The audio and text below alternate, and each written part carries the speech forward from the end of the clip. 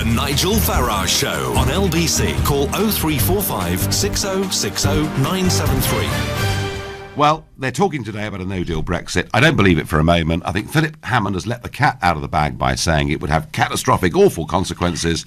And Jacob Rees-Mogg has responded in a way that we just heard from Stephen Swinford from The Telegraph. It's open civil war on Brexit in the Tory party. But you know something? One thing they're not talking about, they're just not discussing immigration. They find it too awkward. They find it too embarrassing. I, of course, have tried to talk about immigration, and I've talked about the rise in population on this show, the effect on living standards, and many of you think I'm sort of making it up.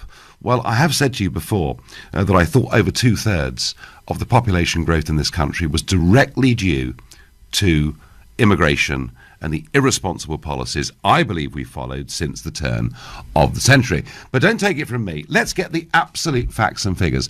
I'm going to go next to Lord Green of Deddington, and he is chairman of Migration Watch, former ambassador to Syria, former director of the Middle East in the Foreign Office, an experienced diplomat. Andrew, good evening. Are you with me? Good evening. Yes, I am, Nigel. Good. So, firstly, can you just explain to us how much our population has increased since the turn of the century? Well, it's increased by about 8 million. 8 million? What we've, from 2001 to, let me reach for the number, 2001, the total increase was 6.6 million. 6.6 million. 6.6 million between 2001 and 2016. Yeah. But what we have done for the first time, I think, is to make the first proper calculation of how much of that increase was down to immigration. Now, some of that is obvious. The number of migrants is known. The number of children who came with them is known. But what nobody had calculated was how many children they had had after their arrival. Now, these children are not migrants, of course, because they were born here, but clearly they've added to our population. So when you do that proper calculation, which frankly the government could easily have done and never did, what we found was that in that 15-year period, 82% of our population increase, 82% was down to immigration. I mean, it's just astonishing. So that's 5.5 million, roughly. Yes, 5.4 million, exactly. What that means is that immigration is adding to our population 1 million people every 3 years. Wow.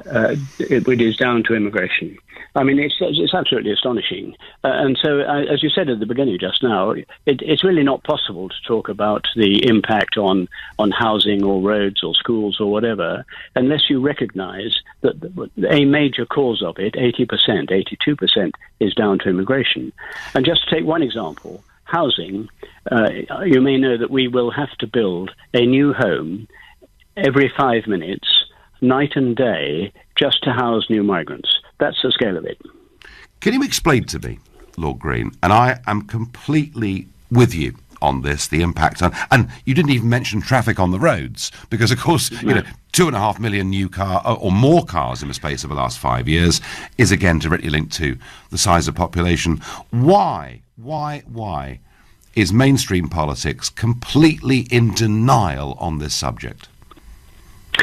I think for a number of reasons. One is I think some people are nervous about being thought of as racist if they talk about immigration.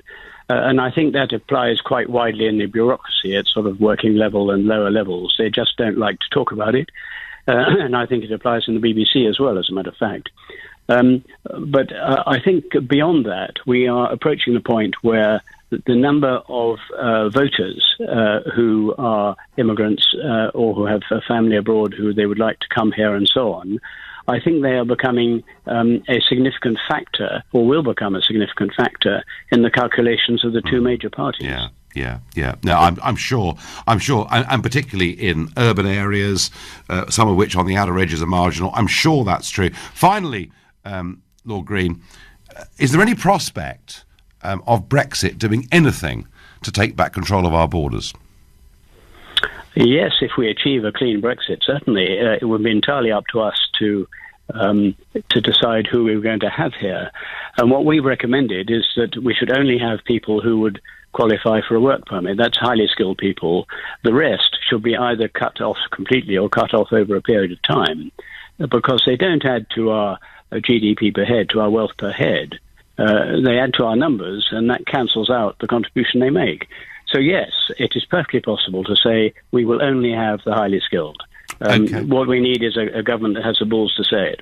Right, thank you very much indeed. That was Lord Green of Deddington being very clear there that immigration has been completely out of control since the turn of the century, and that 82%, an incredible 5.4 million extra people in this country since 2001 because of immigration. You may think Lord Green is right, you may think he's wrong. Please do let me know, 84850, what you make of that.